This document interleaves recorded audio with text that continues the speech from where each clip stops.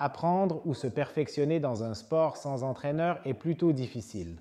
Logletics 8 Style vous accompagne dans votre progression. L'entraîneur virtuel intégré, également disponible en français, évalue 5 aspects de votre rame et, grâce à des indicateurs précis, vous aide à affiner votre geste et à améliorer votre technique. On a ici la mesure du mouvement, de la régularité, du rythme, du retour vers l'avant et de la longueur du coup. Et ces 5 paramètres contribuent à définir à quoi ressemble votre coup de rame et si vous exécutez correctement le mouvement.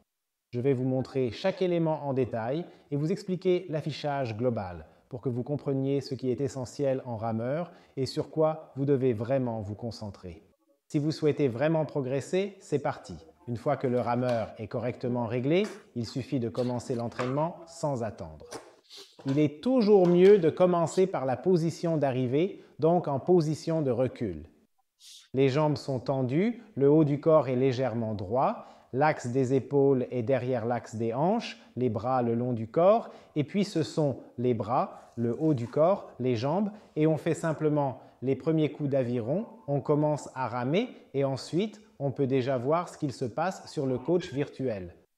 Les différents éléments sont directement évalués. La séquence du mouvement, la longueur de la rame, la montée et le rythme sont directement analysés. La constance doit s'exprimer sur une série de 5 coups de rame successifs afin de pouvoir véritablement évaluer la régularité de mon mouvement dans son ensemble. Si j'ai maintenant cette séquence de mouvement, l'ergomètre ou le coach virtuel le détecte automatiquement de lui-même. Il indique ici que l'exécution du mouvement est parfaitement bonne, c'est-à-dire les mains, le haut du corps, il est enregistré que la prise est d'abord. Dans le mouvement vers l'avant avant que je commence à rouler. Si l'exécution se fait de telle manière que je commence à rouler avant que la poignée ne parte vers l'avant, alors le déroulement du mouvement est immédiatement mal noté ou noté moins bien. En appuyant sur les différents paramètres, je peux voir dans quelle zone je me situe pour chacun, ce qui m'aide à ajuster mon geste. Par exemple, si je suis dans la catégorie du déroulement du mouvement et que je ne respecte pas vraiment la séquence. Zrenia, cela pose problème. Je roule avant même d'être bien préparé, ce qui perturbe le mouvement et impacte sa qualité. Une évaluation s'affiche immédiatement sous forme de barre type feu tricolore, du rouge au vert, pour visualiser la qualité de l'exécution. Un retour direct précise si la séquence des mouvements est correcte, facilitant les ajustements. On pense souvent que la longueur de tirage dépend directement de la taille du corps. C'est une idée reçue. Plus on est grand, plus elle devrait être longue. En réalité, la posture, la mobilité et la technique comptent tout autant. Les personnes plus petites ont souvent une telle mobilité qu'elles peuvent atteindre une longueur de tirage similaire, suffisante pour que l'entraîneur virtuel l'évalue dans la zone verte. Il y a une différenciation claire. Si je ne roule que jusqu'à la moitié de la coulisse et que mes coups restent relativement courts sur l'ensemble du mouvement, l'entraîneur virtuel me fournira une évaluation précise. Il m'indiquera que la longueur de tirage est insuffisante et, via une phrase standardisée, me précisera ce que je dois améliorer pour l'augmenter. Tendez donc davantage les bras vers l'avant, puis ramenez la poignée jusqu'au corps à l'arrière. Cela permet, par exemple, d'atteindre la longueur totale du coup en utilisant vraiment toute l'amplitude de mouvement, c'est-à-dire la range of motion, dans le sens de la poignée ou de la corde de traction de manière complète et ainsi obtenir une longueur de coup propre et efficace. Si je prends la régularité, et c'est l'un des points les plus importants à côté de la séquence de mouvement, alors je dois faire attention à ramer de manière aussi régulière que possible pour que chaque coup ressemble au précédent. On peut un peu se représenter ça comme si je me créais une sorte de modèle à travers mes coups. Et je m'efforce de faire en sorte que chaque coup s'inscrive parfaitement dans ce modèle que j'ai établi en restant fidèle à cette forme.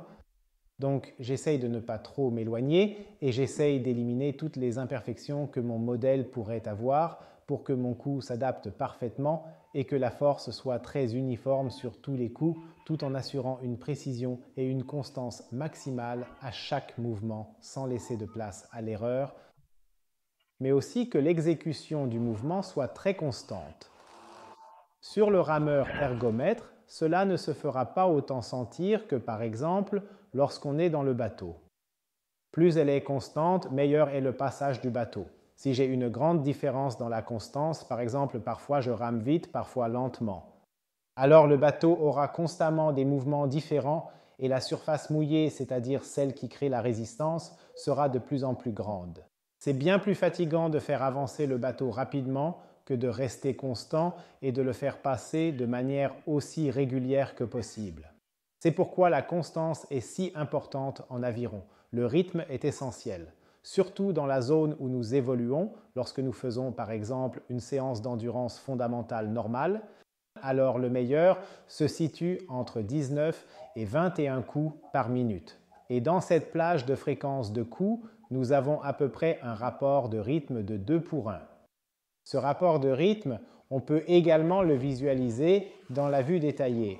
Mais l'entraîneur m'explique déjà en quoi je pourrais potentiellement accélérer plus fort ou ralentir en avançant pour une meilleure efficacité.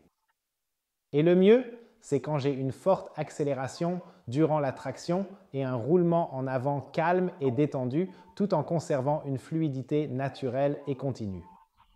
Et si je respecte cela, en ramant à une cadence comprise entre 19 et 21, voire même autour de 18, alors j'obtiens un ratio d'environ 2 pour 1 entre la phase de retour et la phase de poussée, ce qui est idéal pour développer une bonne endurance fondamentale.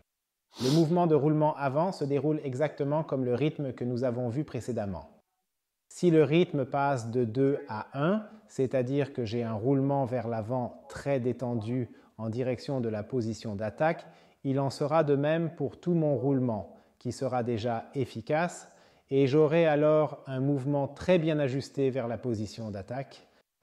Le but, c'est que lorsque mes bras suivent mon torse, que mon torse suive mes bras, j'obtienne alors un mouvement de traction via mes pieds, ce qui me permet de me positionner correctement en attaque.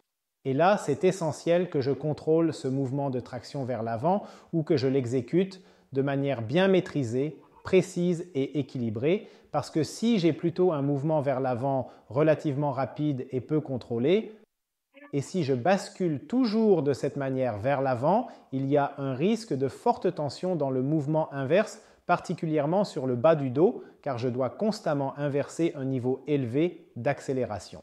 Et en plus, les articulations sont également un peu plus sollicitées, simplement parce que c'est un mouvement d'arrêt très brusque.